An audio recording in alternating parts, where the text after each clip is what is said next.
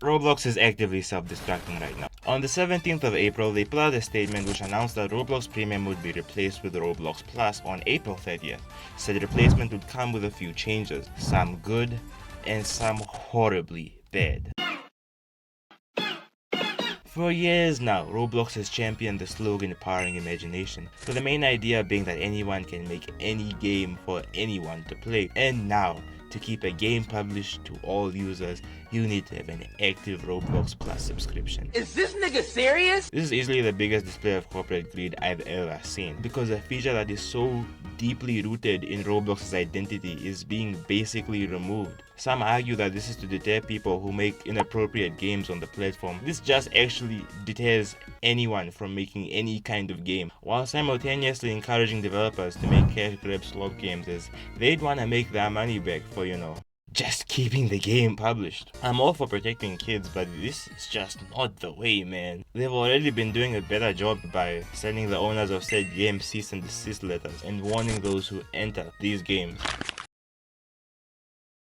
All the other requirements here somewhat make sense, right? Not sure about sending your government-issued ID to a company that has had data leaks in the past, but I digress. Why a subscription though? Other gaming platforms such as Steam and Epic require fees of $100 to publish a game. So this is normal practice in the larger gaming world. All these fees are more than Roblox's $5, but they're a one-time fee. Steam even refunds your $100 after you've made your first 1,000. I seriously can't think of another reason for this being part of a subscription other than corporate greed. Think about the thousands of old Roblox games that don't have active developers who can have a Roblox Plus subscription. Some developers have old games that don't make any money. How are they meant to keep them publicly available for over half of their audience? What's gonna happen to those games? Another argument besides child safety could be that this is fair because the Roblox engine, server hosting and moderation as well as other features are free, but Roblox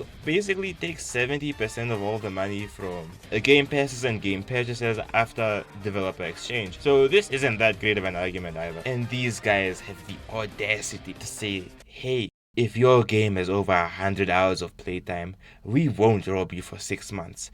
Isn't that great?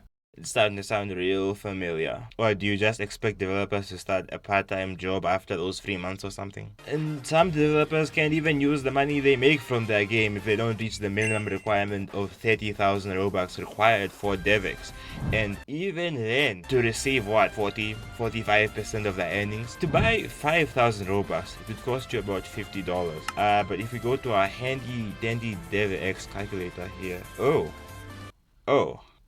Would you look at that? Not even half. I am sure there are other fees and other bits that reduce this amount, but to this degree is insane. And this is already after Roblox takes that 25 to 30% cut on purchases.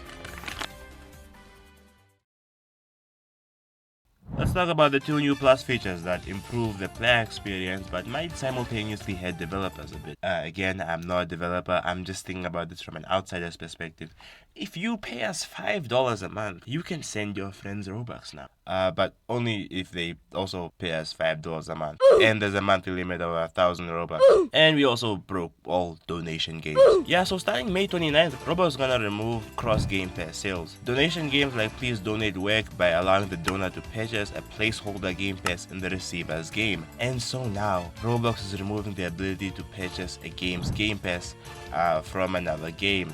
I really hope that made sense. And the grand solution that they provided to Hazem and all the other developers of donation games to the problem that they caused is to integrate Roblox Plus, which again has a monthly spending limit and is also $5 a month. They really want you to buy Roblox Plus. Private servers are free for Plus users now, which is good for the player, but private servers are also a source of income for developers. They stated that creators would benefit from subscribers who use a game's paid private server, whereby creators can earn up to 100 Robux for every Roblox Plus subscriber who spends 60 or more cumulative minutes in a game's paid private server over the course of 30 days. Now, on paper, this sounds fine, but it's actually worse, as Plus users would need to have used it for an hour that month for creators to earn. And look at the wording here, up to 100 Robux, meaning that this would be the maximum they could receive. So what would the average be? 50 Robux? Most private servers are either pushing or above this supposed 100 Robux maximum. I don't know, I'm not certain of how much of an impact this is going to have on the revenue made by developers, but if we base it off of Roblox's track record of replacing premium payouts with the creator reward system, which has very specific requirements, and the removal of the star code, it's safe to say that this change was just made to reduce the amount of money that they would have to pay developers. Devs can also receive 250 Robux per month for 3 months if they force,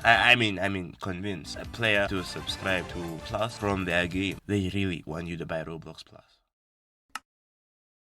Most developers start out younger and now have less of an incentive to even start developing. Some of the most beloved developers have started out as just kids experimenting and having fun with Roblox's engine.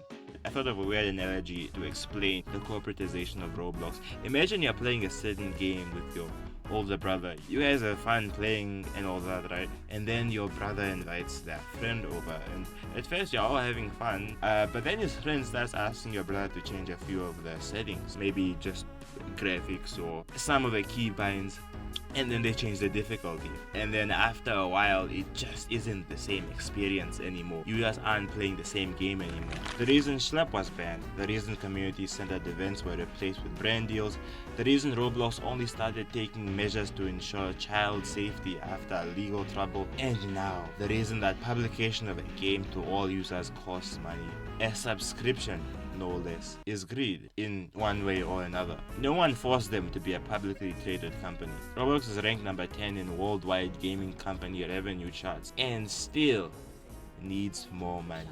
It still needs your money.